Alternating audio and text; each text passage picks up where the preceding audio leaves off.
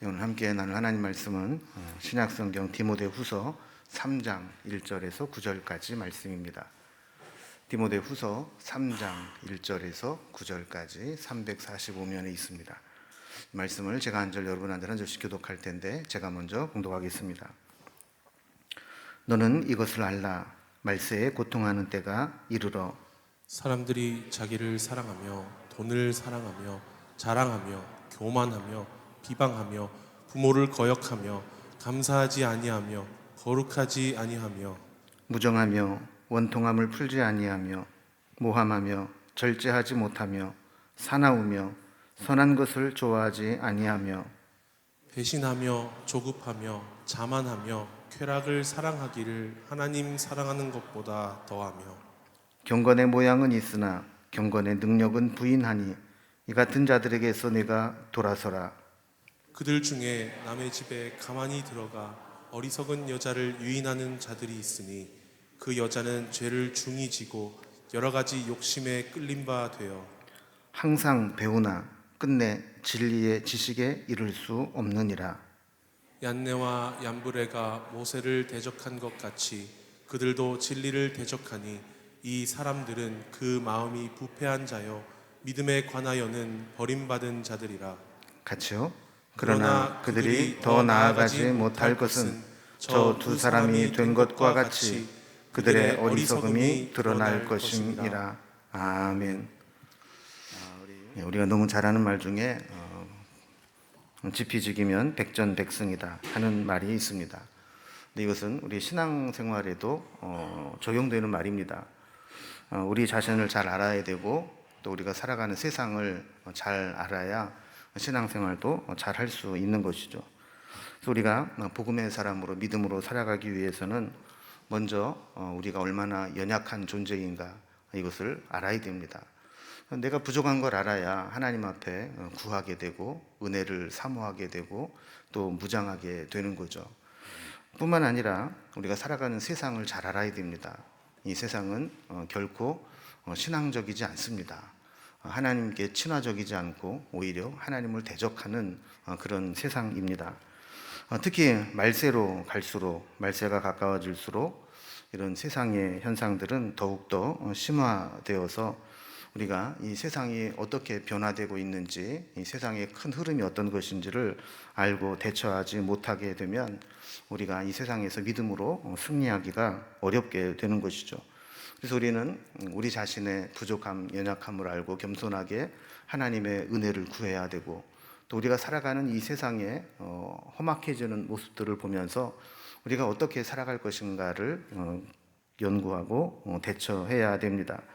그러면서 나도 모르는 사이에 혹시 세상 풍조가 내 삶에 영향을 미치고 있지는 않은지, 우리가 이제 그 유식한 말로 이제 세속화라고 하는데 이 세속화가 세상에서만 이루어지는 것이 아니고 믿음의 사람들에게도 교회 속에도 세속화가 들어올 수 있어서 그런 세속화의 물결이 우리의 삶에 들어오지 않았는지 돌아보고 그런 요소들이 있을 때는 담대히 돌아서는 것들이 필요합니다. 그래서 오늘 매일 성경의 제목은 분별하라 돌아서라 이렇게 되어 있는데 우리가 살아가는 이 세상이 어떠한 세상인지를 분별하고 우리가 세상에 물들지 않도록 돌아설 것을 우리에게 요구하고 있습니다. 오늘 이제 본문을 단락별로 구분을 해보면 먼저 첫 번째는 이 말세의 이 세상, 이 사회, 우리가 살아가는 이 세상이 어떤지 그 상황을 분별하라 하는 겁니다. 그리고 두 번째는 거짓 교사들의 미혹을 받는 자들에게 거짓 교사들이 미혹할 때 그들을 멀리하고 미혹당하지 말아라 하는 교훈을 줍니다. 그리고 마지막 세 번째로는 진리를 대적하여 미혹하는 자들이 있습니다. 이런 자들을 정체를 드러내면서 그들로부터 우리 믿음을 지켜낼 것을 요구하고 있습니다. 자, 그럼 먼저 첫 번째 단락부터 봅니다. 우리 말세에 되어지는 이 상황들을 분별하라 그럽니다. 아까도 말씀드린 것처럼 우리가 이 세상을 살아가면서 성공하고 승리하는 삶을 살기 위해서는 이 세상을 이해하는 것이 필요합니다. 바울은 1절에서 너는 이것을 알라 하면서 이 시대가 어떤 특징을 가지고 있는지를 알기를 원했습니다. 그러면서 결론적으로 말하기를 지금 이 세상은 말세로 갈수록 고통하는 때가 이르게 될 것이다 그랬습니다. 그리고 우리가 이제 여기서 말세라는 개념을 한번 정리를 좀 해보고 싶은데, 여러분 이 말세, 뭐가 말세예요? 옛날에는 이제 말세 그랬는데 세상 끝이 안 나요. 그래서 말세 지말 그랬어요.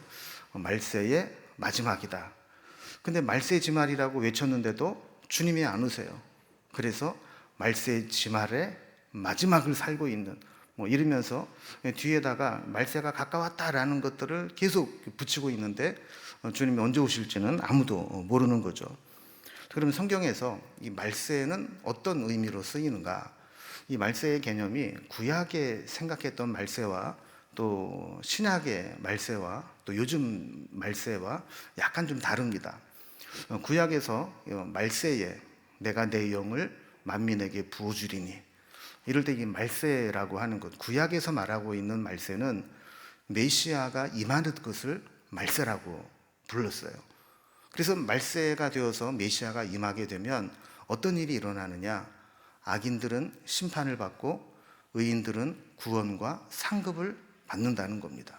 그래서 이 구약에는 이 말세가 되면 이스라엘 백성들을 괴롭히는 모든 악인들은 다 심판을 받게 될 것이고, 하나님 백성인 이스라엘 백성들은 구원을 받고 상급을 받을 것이다, 이렇게 믿었어요. 자, 그런데 예수님이 오시면서 이제 신약이 되었잖아요. 그럼 예수님이 오시고 나면 정말 악인들은 다 심판을 받고 다 멸망을 당하고, 의인들이 구원받고 상급을 받고 은혜 가운데 풍성한 그런 삶이 되었을까요? 여러분, 지금 이 시대가 어떤 것 같아요? 악인들은 다 심판을 받아서 없어지고 의인들만 남았습니까? 아니죠. 여전히 악인은 악인대로 있고, 오히려 악인의 형통함으로 인해서 우리 의롭게 믿음으로 살려고 하는 자들이 더 곤고해지는 그런 시기이기도 합니다. 그래서 이론적으로는 메시아가 오시면 이 세상에 악이 끝나고 하나님의 의가 이루어져야 될 텐데, 현실적으로는 그렇지 못하다라는 겁니다. 그래서 신약에서는 이 말세를 좀 다르게 이해를 합니다.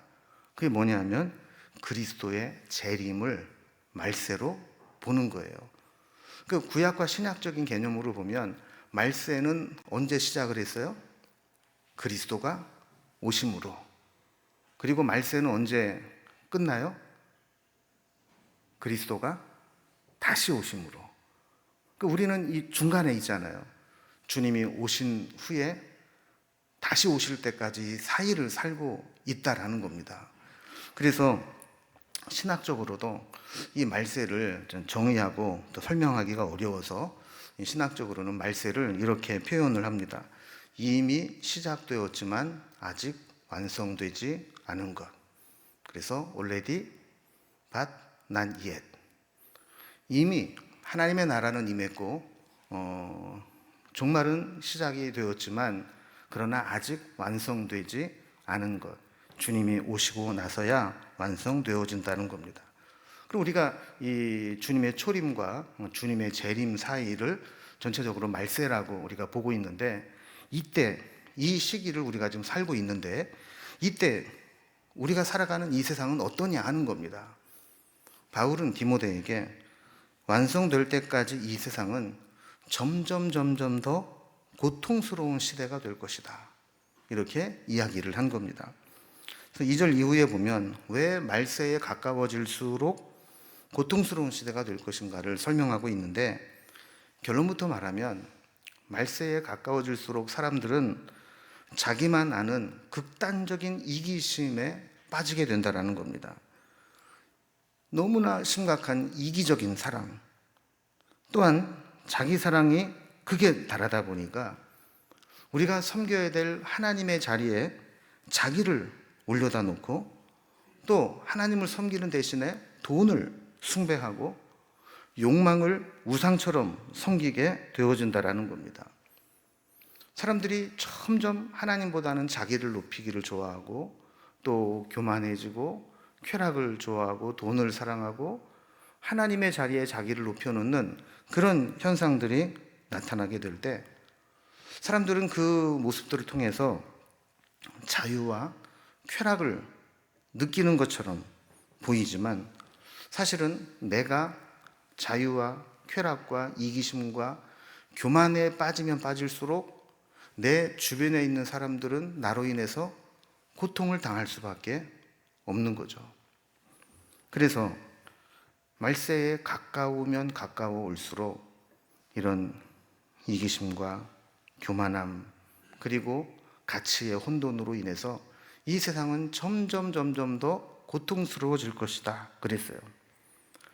그래서 이것을 조금 풀어서 말씀에 나온 것들을 살펴보면 자 2절에 말세에 가까울수록 어떤 현상이 일어난다고 그랬습니까? 자기를 사랑한다 그랬어요. 극단적인 이기심, 이기적 사랑에 빠진다는 거예요. 그리고 점점 더 돈을 사랑합니다. 돈이 우상이 되고 사람들은 돈을 따라 살아가게 됩니다. 그래서 가장 소중한 가치가 어떤 믿음이나 사랑이나 선이나 이런 것이 아니라 내가 돈만 많이 벌면 된다라고 하는 그런 돈을 사랑하는 쪽이 되어진다는 거죠. 그 다음에는 자랑하고 교만하고 비방한다 그랬습니다. 자기를 드러내는 겁니다. 그리고 자기만 옳다고 하는 겁니다. 그리고 자기 뜻대로 되어야 합니다. 내가 원하는 대로 되지 않으면 비방합니다.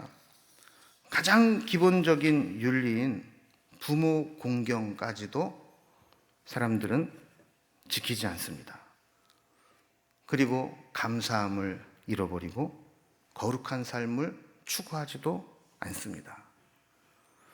3절에 보면 무정하며 원통함을 풀지 않는다 그랬습니다. 너무 자기만 챙기다 보니까 관계가 깨져버리는데 화해와 회복이 이루어지지 않습니다. 심지어 모함하고 갈라서 버립니다.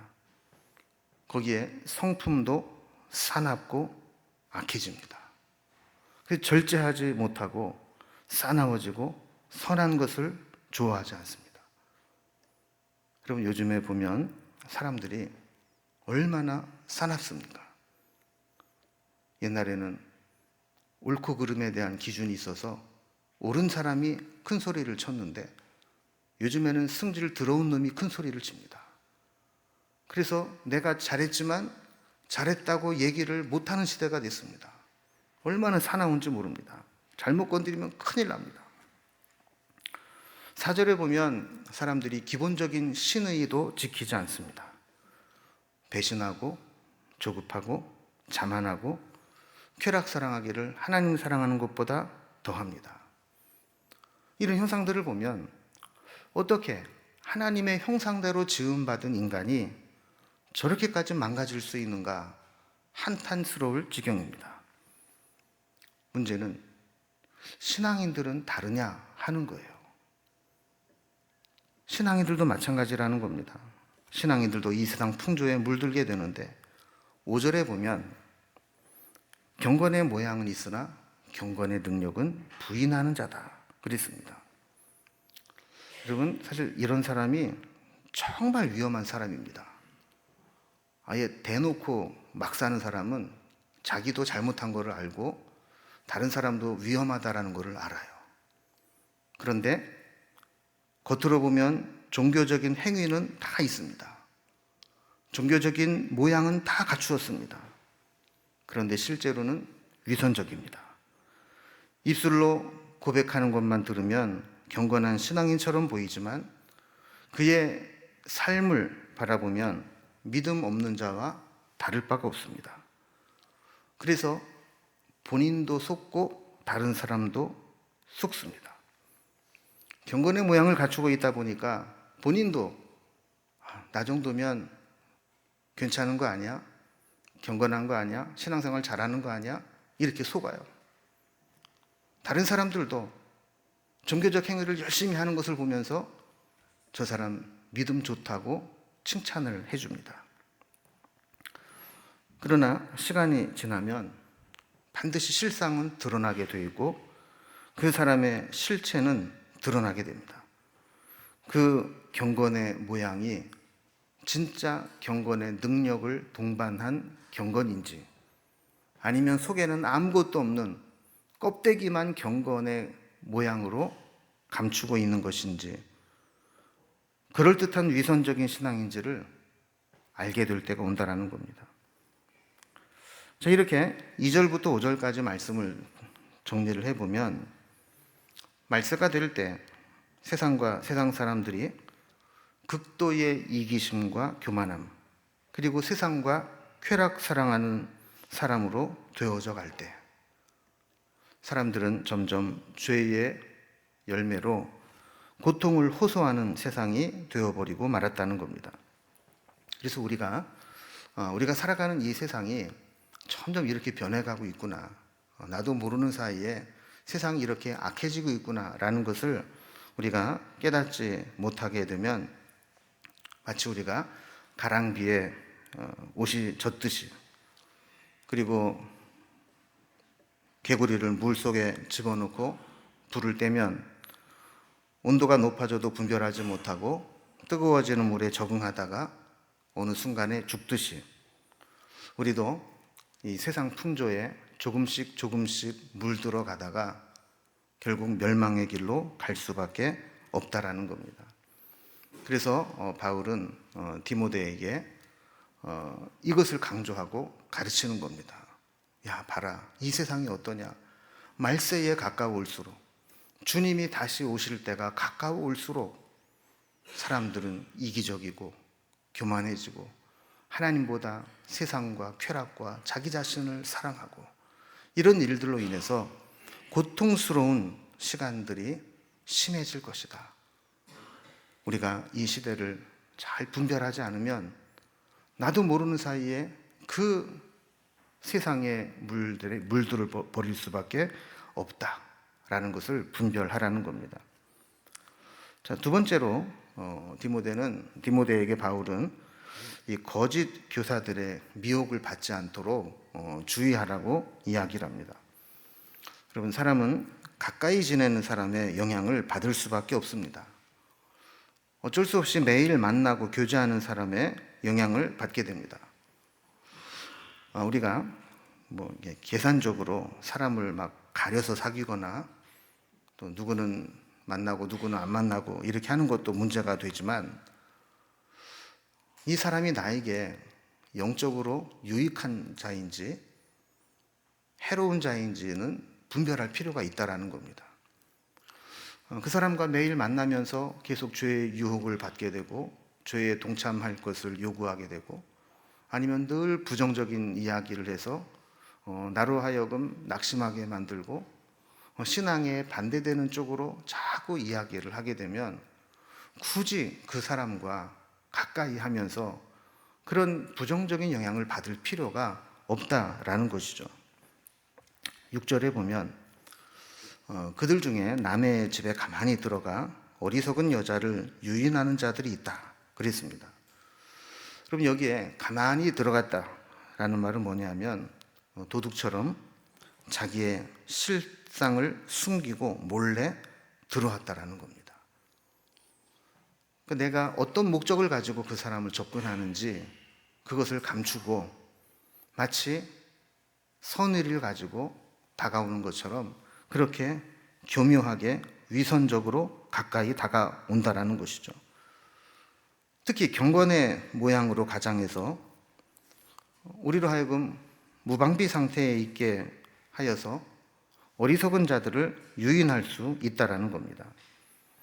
그 다음에 보면 어떤 자를 유인의 타겟으로 삼느냐, 죄를 중히 여기고 여러 가지 욕심에 이끌림 바 된 자를 타겟으로 삼는다는 거예요. 욕심에 이끌림을 받는 자, 사실 모든 죄는 욕심에서 나오게 됩니다. 그래서 7절을 보면 이런 자들은 항상 배우나 끝내 진리의 지식에 이르지 못하느니라 그랬습니다.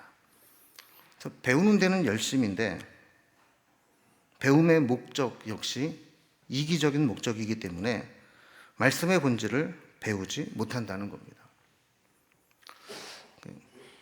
예전에 그 신천지가 막 기승을 부릴 때, 요즘도 신천지는 열심히 하고 있지만 그 이단 세미나를 한번 교회에서 한 적이 있습니다. 전에 있던 교회에서. 근데 그분이 그런 얘기를 합니다.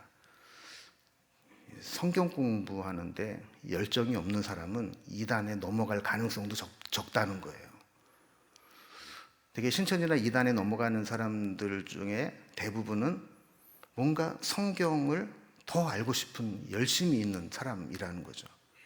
그래서 여기도 끼웃 저기도 끼웃 하면서 자꾸 뭔가 새로운 거를 배우고 싶어 하는 그런 욕심이 있다는 거예요. 근데 이 말씀을 배우려고 하는 목적이 선한 목적이 아니라 뭔가 남들이 모르는 거를 나는 알고 있다라고 하는 그런 성경을 아는 지식이 어떤 나를 드러내는 것이 되고 싶어 하는 자들은 말씀을 교회에서 못 듣는 얘기를 신기하고 들으려고 한다라는 거예요.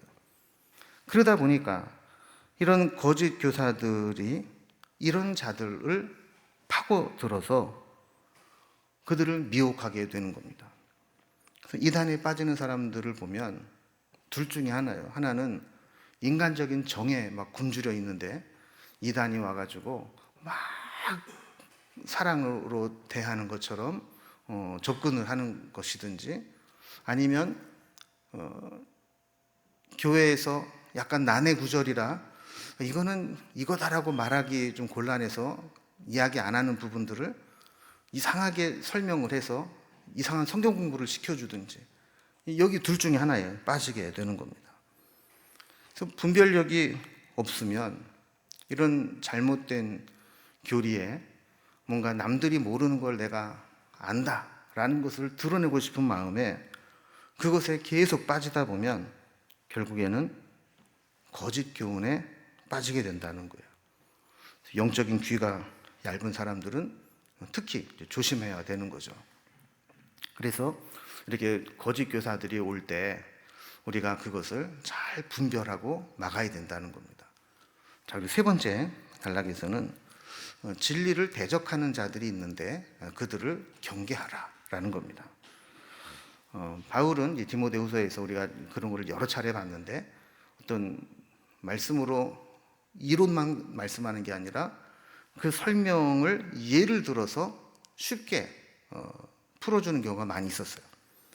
8절에도 보면 얀네와 얀브레가 모세를 대적한 것 같이 이렇게 이야기를 했습니다. 여러분, 제가 퀴즈를 낼게요. 이거 맞추시는 분은 제가 선물로 이뻐해 드리겠습니다. 그럼 얀네와 얀브레 성경 어디에 나오는 사람일까요?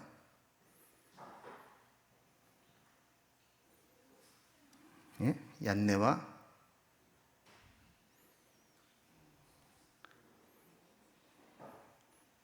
뭐 말을 해봐요. 얀네와 얀브레는 구약에 안 나옵니다. 그런데 그가 한 행동이 아마 어떤 전승에 나오는 것 같아요. 문맥으로 볼 때 얀네와 얀브레는 모세의 가르침에 반대했거나 또 모세가 어떤 기적을 행할 때 그와 비슷한 가짜 기적으로 백성들을 미혹했던 것으로 보입니다.